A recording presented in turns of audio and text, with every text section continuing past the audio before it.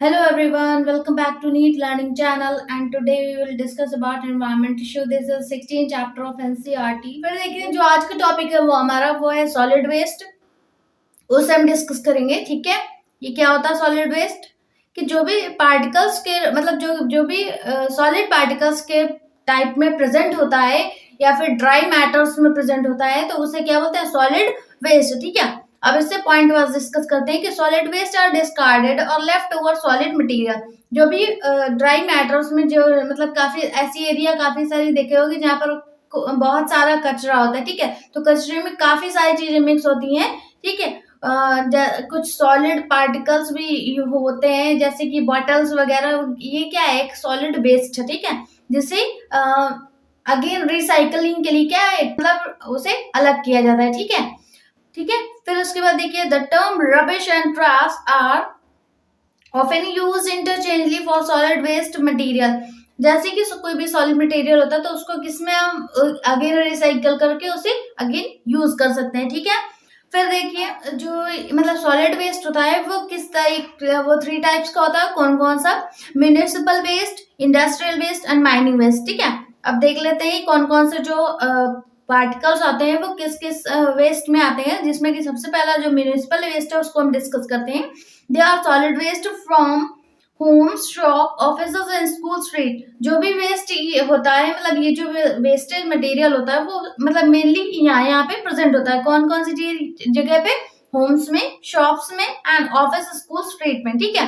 फिर देखिए next point, major component और waste paper, textile, leather, metals. अब जो हमने वेस्ट के बारे में बात किया वो कौन कौन से वेस्ट होते हैं, ठीक है। तो टेक्सटाइल हो गया, leather and metals, glasses, plastic, polythene and food waste, ठीक है। फूड वेस्ट क्या होगा? यहाँ पर होता है होम्स में, ठीक है। तो ये सारे हो गए। पहले हमने किसकी बात करी कि जिस जगह पे ये वेस्ट प्रेजेंट होते हैं, ठीक है, उन एरिया की बात करी। और जिस जो कौन से वेस्ट जो है वो होते हैं वो उसके बारे में हमने सेकंड पॉइंट में बात करी, ठीक है। फिर देखिए सेकंड जो है वो हमारा इंडस्ट्रियल वेस्ट है। इंडस्ट्रियल वेस्ट से क्या क्या रिलीज होता है? तो they include scrap, effluents and sludge. जो भी स्लज होते हैं वो क्या होते हैं? वो इंडस्ट्रियल वेस्ट होते हैं, ठीक है। इंडस्ट्री से निकलते हैं, ठीक है। फिर थर्ड क्या है? Mining waste, mine dust, rock, tailing, slags and slag. जो भी डस्ट पार्टिकल्स होते हैं जैसे कि आपने काफी जगह पे देखा होगा कि फॉर एन एग्जांपल जैसे जब भी घर बनते हैं तो क्या होता है? डस्ट का यूज किया जाता है ना, ठीक है। तो डस्ट पार्टिकल जो भी होता है वो किसमें होता है? माइनिंग वेस्ट बोला जाता है इन्हें, ठीक है। उनमें क्या क्या आते हैं? रॉक्स आते हैं, डस्ट आती है और स्लैग भी आता है, ठीक है। तो ये सारे 3 पार्ट पड़े वेस्ट के, सॉलिड वेस्ट के, जो कि इतने टाइप से होते हैं, ठीक है। अब सॉलिड वेस्ट प्रॉपर हो रहा है एरिया वाइज तो क्या हो रहा है उसको हमें कंट्रोल भी करना पड़ेगा, ठीक है। तो नेक्स्ट हमारा हेडिंग क्या है? ट्रीटमेंट। अब इसका ट्रीटमेंट कैसे कर सकते हैं? अलग करके कैसे उसे रिसाइकलिंग करके यूज कर सकते हैं उसको देखते हैं, ठीक है। A solution to all this can only be a human being becoming more sensitive to their environment issues. हाँ, फिर देखिए जैसे कि कोई भी वेस्ट है उसको अच्छे से एक सोल्यूशन में डिजोल्व कर मतलब बॉटल्स वगैरह तो उसे क्लीन करने के लिए क्या करना पड़ता है? एक सोल्यूशन में डिप करते हैं जिससे के कारण उसके जो मतलब वेस्टेज चीजें होती है वो क्या होती है? रिमूव हो जाती है और वो क्लियर हो जाती है, ठीक है। रिसाइकल हो जाती है, ओके। फिर देखिए next point, always that are generated can be categorized into 3 type. जो भी वेस्ट होते हैं उन्हें 3 टाइप में डिवाइड किया गया है जैसे कि biodegradable, recyclable and non biodegradable. Biodegradable क्या होता है? जिसमें कि लिविंग चीजें प्रेजेंट होती हैं, ठीक है। जैसे कि फूड वेस्ट हो गया, ठीक है। फूड वेस्ट से जो भी मतलब जैसे कि आप किचन में क्या होता है? फूड वेस्ट ही रिलीज होता है, ठीक है। तो उससे क्या बोला जाता है? बायोडिग्रेडेबल, ठीक है। अब हम रिसाइक्लेबल मतलब कि कोई भी चीज को रिसाइकल करके अगेन यूज कर लेना, ठीक है। जैसे कि कोई भी फूड वेस्ट हमने किचन वगैरह से निकला, ठीक है। एक ड्राई वेस्ट हुआ, एक वेट वेस्ट हुआ। तो जब ड्राई वेस्ट दोनों मतलब रिलीज होते हैं तो बायोडिग्रेडेबल जिन्हें बोलते हैं तो वो जब रिलीज होते हैं उन्हें रिसाइकलिंग किया जाता है, ठीक है। तो रिसाइकलिंग करके उन्हें फर्टिलाइजर बना दिया जाता है। तो और फील्ड में या फिर फार्मर जो होता है यूज कर लेते हैं, ठीक है। तो ये हो गया रिसाइकलेबल, ओके। फिर क्या है? Non biodegradable. नॉन बायोडिग्रेडेबल क्या होता है? नॉन बायोडिग्रेडेबल में एग्जाम्पल आता है सॉलिड वेस्ट होता है उनका अगेन यूज कर लेना जैसे कि non living things. Non living things में क्या हो सकता है? बॉटल्स, प्लास्टिक्स, ठीक है। प्लास्टिक को अगेन मतलब अगेन उसका यूज करके कुछ और बनाया जा सकता है, ठीक है। ओके। पॉलीथीन्स ये सारे क्या है, नॉन बायोडिग्रेडेबल है, ओके, जिसमें कि लिविंग चीजें नहीं प्रेजेंट है, ठीक है। तो ये सारे हो गए जो कि हमने 3 टाइप में डिवाइड किया गया है, ठीक है, वेस्ट को। अब हम बात करते हैं irreparable computers and other electronic goods are known as electronic waste. अब किसी कोई भी वेस्ट को हम इलेक्ट्रॉनिक तरीके से डिवाइड किया, मतलब अलग मतलब रिसाइकिल कर सकते हैं, ठीक है। जैसे कि जब उसे जो वो उस तरीके का जो वेस्ट होता है उसे ई वेस्ट बोलते हैं, ठीक है। जैसे इलेक्ट्रॉनिक वेस्ट, जिसे मतलब फुल फॉर्म अगर बात करें तो उसे इलेक्ट्रॉनिक वेस्ट बोलते हैं, और शॉर्ट फॉर्म में बोलेंगे तो ई वेस्ट, ओके। तो देखिए over half of e waste is generated in development world are exported to the developing countries. जो भी इलेक्ट्रॉनिक डिवाइसेस हैं, ठीक है, इन वेस्ट को अलग करने के लिए इलेक्ट्रॉनिक डिवाइसेस का यूज करते हैं, ठीक है। तो ये इलेक्ट्रॉनिक डिवाइस कौन कौन सी कंट्रीज में यूज हो रही है, ठीक है, सॉलिड वेस्ट को लेफ्ट करने के लिए या फिर अलग करने के लिए। तो वो कौन कौन सी कंट्री है, जैसे कि चाइना हो गया, इंडिया हो गया, पाकिस्तान, एंड जहां पर जो कॉपर से आयरन एंड सिलिकॉन, निकल एंड गोल्ड का जो ये सारी जो मेटल्स है इनका अगेन रिसाइकल किया जा रहा है, ठीक है। फिर देखिए are recovered during recycling process. तो ये सारे जो मेटल्स है इनका अगेन रिकवरी किया जाता है। जैसे कि गोल्ड हो गया, तो गोल्ड का आप कुछ भी बना सकते हैं, ठीक है, उसे फिर से डिस्ट्रॉय करके अगेन कुछ और बना सकते हैं। ये क्या है, एक रिसाइकलिंग प्रोसेस है, ठीक है। तो हमने एक एग्जांपल दिया गोल्ड का। तो ऐसे ही काफी सारे जो मेटल्स है जिनका अगेन रिसाइकल करके इन सारी कंट्रीज में यूज किया जा रहा है, ठीक है, ओके, रिसाइकलिंग प्रोसेस से, ओके। फिर देखिए control of solid waste. Solid waste को कैसे कंट्रोल कर सकते हैं, तो वो 3 टाइप्स में डिवाइड है, जैसे कि रिकवरी एंड रिसाइकलिंग। रिसाइकलिंग का मतलब मैंने आपको अच्छे से बता दिया है, ठीक है। सेकंड क्या है, सोर्स रिडक्शन, जिसमें कि कंपोस्टिंग होता है और गोबर गैस प्लांट होता है। सोर्स ऑफ रिडक्शन, रिडक्शन का मतलब क्या होता है, सोर्स मतलब जिस सोर्स से कोई भी चीज आ रही है और उसका अगेन यूज किया जा रहा है, ठीक है। जैसे कि कंपोस्टिंग का मतलब क्या होता है, कंपोस्टिंग और गोबर गैस प्लांट। गोबर जैसे कि कोई भी होता है गोबर गैस, ठीक है। तो गोबर गैस को क्या होता है, काउ डंग हो गया, वो क्या हो गया, एक जगह अकाउंट किया जाता है, ठीक है। अब अकाउंट किया गया तो उससे क्या होती है, गैस प्रोड्यूस होती है, गैस बनती है, ठीक है, जिसे हम गोबर गैस बोलते हैं, ठीक है। तो गोबर गैस के प्लांट बनाए जा रहे हैं जहां पर उनका उस गैस को बनाकर और अगेन उसका यूज किया जा रहा है, जिसे हम बायोगैस भी बोलते हैं, ठीक है।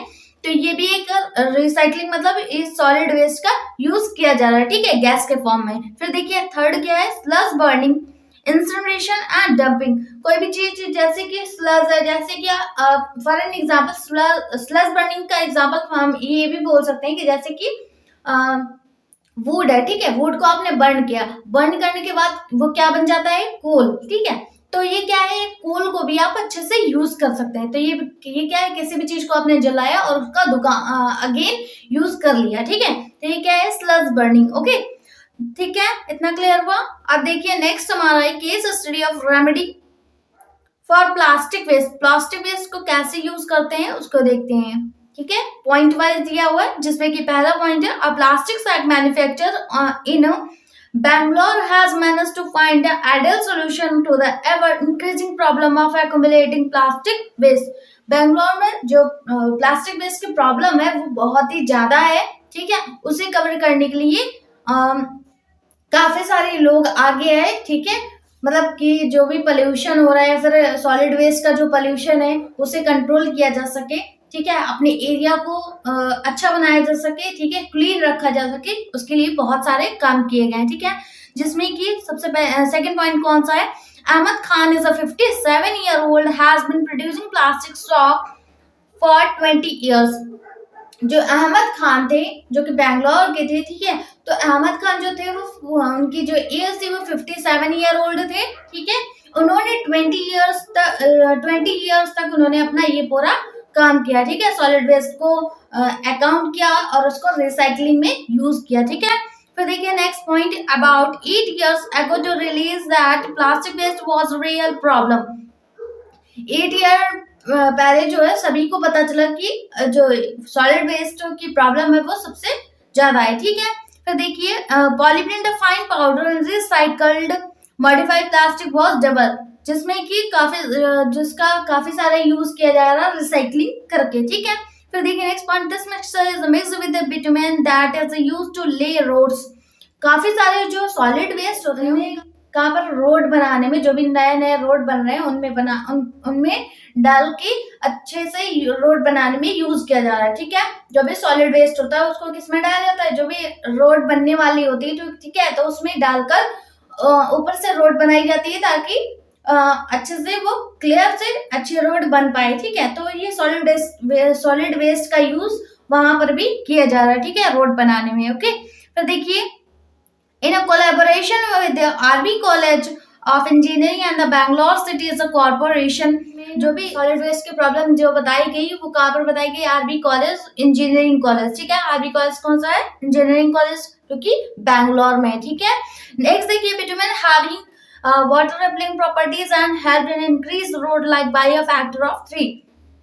तो जैसे कि जो भी मतलब जिनका यूज करके, जो भी सॉलिड वेस्ट है उनका यूज करके काफी सारी जगह यूज किया जा रहा है, जैसे कि रिसाइकलिंग करके, या फिर एक रोड बनाने वाला जो मिक्सचर होता है जहां पर आप जिससे आप रोड बनाते हैं, तो उस मिक्सचर में सॉलिड वेस्ट को डाला जा रहा है। ठीक है, पाउडर के फॉर्म में। ठीक है, तो पाउडर के फॉर्म में जब उसे डालते हैं तो उससे जो रोड बनाई जाती है वो बहुत ही ठीक बनती है। ठीक है, तो इस तरीके से पूरा जो फैक्टर है, जिसका आगे रिसाइकल का यूज करके जो फैक्टर का यूज किया गया, तो वो कितने टाइप के, 3 टाइप के। ठीक है, नेक्स्ट हम बात करेंगे एग्रोकेमिकल्स एंड देयर इफेक्ट। जो भी केमिकल्स है उनका मतलब, एग्रो का मतलब क्या होता है, एग्रीकल्चर। ठीक है, तो एग्रीकल्चर में जो भी केमिकल का यूज किया जा रहा है उसके बारे में हम बात करेंगे। ठीक है, जिसे ऑर्गेनिक भी बोलते हैं। ओके, या फिर उनसे होने वाला इफेक्ट क्या है, यूजफुल इफेक्ट क्या है, हार्मफुल इफेक्ट क्या है, वो सारी चीजें हमें इसमें पढ़ेंगे। ठीक है, जिसमें कि पॉइंट वाइज लिखा है, use of inorganic fertilizer and pesticide has been increased manifold for enhancing crop production. जो भी क्रॉप होते हैं, ठीक है, क्रॉप में क्या हो जाते हैं, काफी सारे इंसेक्टिसाइड हो जाते हैं, जिसमें कि काफी सारे इंसेक्ट होते हैं जो कि क्रॉप को हार्म करते हैं। ठीक है, अब जब हार्म करते हैं तो उससे फार्मर कैसे बच सकते हैं, तो ये सारे केमिकल का यूज करके वो अपनी क्रॉप को बचा सकते हैं। ठीक है, ओके, और क्रॉप का प्रोडक्शन इनहांस कर सकते हैं। ठीक है, बढ़ा सकते हैं। नेक्स्ट पॉइंट देखिए, pesticide herbicide is a fungicide, it is are being increasingly used. जो भी देखे पेस्ट से रिलेटेड अगर कोई केमिकल, उसे पेस्टिसाइड बोलते हैं। ठीक है, ओके, इंसेक्ट से रिलेटेड है तो उसे इंसेक्टिसाइड बोलते हैं। ठीक है, हर्ब से रिलेटेड है तो उसे हर्बिसाइड बोलते हैं। ठीक है, तो फंजाई से रिलेटेड है तो फंगिसाइड। ठीक है, तो इन सारे केमिकल्स का यूज करके आप अपनी क्रॉप को क्या कर सकते हैं, क्रॉप का प्रोडक्शन इनहांस कर सकते हैं। ठीक है, और इनका बहुत ही मोर अमाउंट में इसका यूज किया जा रहा है। ठीक है, इन केमिकल्स का। ठीक है, फिर देखिए, these incidentally are also toxic to non-target organisms that are important component of soil ecosystem. Mainly वो जो भी प्लांट होते हैं वो कैसे ग्रो होते हैं, सॉइल में ज्वाइंट होके। ठीक है, तो सॉइल से ही ग्रो होते हैं कोई भी प्लांट। तो मेनली जो भी इंसेक्ट होते हैं वो किसको हार्म करते हैं, सॉइल पे। ठीक है, सॉइल के नीचे क्या होता है, रूट, तो रूट को हार्म करते हैं, जिससे कि पूरा प्लांट जो है डैमेज हो जाता है। ठीक है, तो इस तरीके से मेन हमें कहाँ पर जो फर्टिलाइजर है उसका कहाँ पर यूज करना पड़ेगा, सॉइल में। ठीक है, तो इस तरीके से आप सॉइल के जो इकोसिस्टम है उसे बचा सकते हैं। ठीक है, फर्टिलाइजर का यूज करके। ठीक है, ओके, फिर देखिए, नेक्स्ट हमारा क्या है, case study of organic farming. Organic farming किस तरीके से यूज कर सकते हैं, जिसमें कि सबसे पहला पॉइंट है, integrated organic farming is the cycling zero waste procedure where waste product from the process are cycled in a nutrient for other process।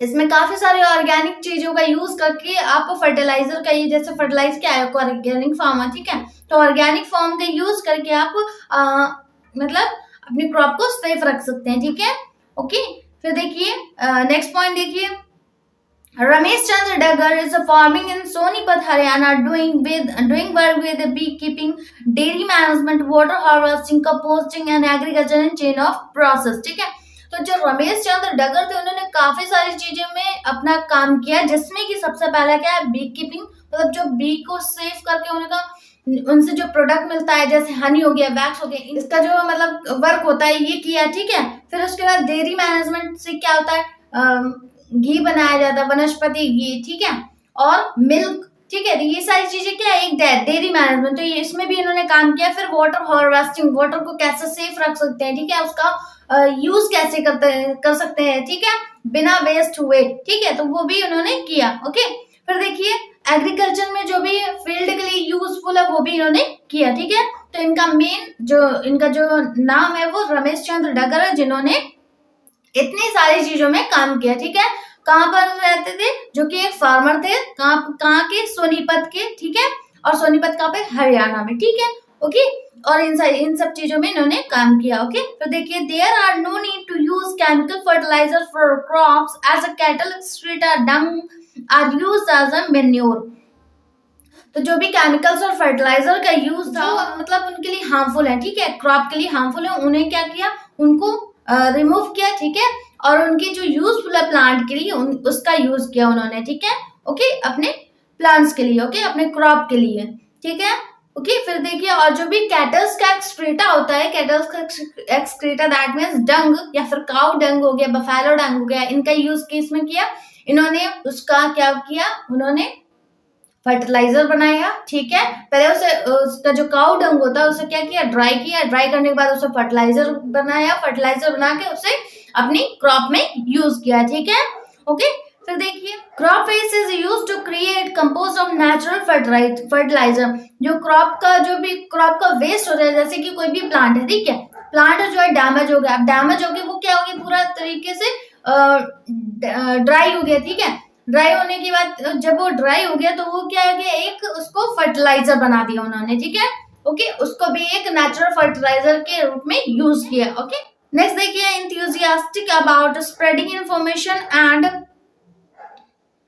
help on the practice of integrated organic farming. Dagar has created the Haryana Kisan Welfare Club with a current membership of 5,000 farmers. ठीक है, तो जो ये रमेश चंद्र डगर थे, इन्होंने काफी सारे, जब ये सारी चीजों का काम करते हुए लोगों ने देखा और फार्मर्स ने उन्हें देखा, तो क्या हुआ, उनका जो ग्रुप था उसमें 5,000 फार्मर जो है वो और ऐड हो गए। ठीक है, तो और उन्होंने उस ग्रुप का क्या नाम रखा, हरियाणा किसान वेलफेयर क्लब। ठीक है, तो वहां पर सारे जो भी फार्मर्स थे वो क्या हो गए, वो एक दूसरे से सजेशन लेते थे, उसके बाद क्या करते थे, अपनी अपनी फील्ड में क्रॉप को इनहांस करते थे। ठीक है, क्रॉप का प्रोडक्शन इनहांस करते थे। ओके, फिर देखिए, रेडियो एक्टिव वेस्ट के बारे में बात कर लेते हैं, जो कि इम्पोर्टेंट है। रेडियो वेस्ट क्या होता है, अभी तक हमने इस चीजों की बात करी, इम्पोर्टेंट है, इनसे क्वेश्चन भी आपका आता है। ठीक है,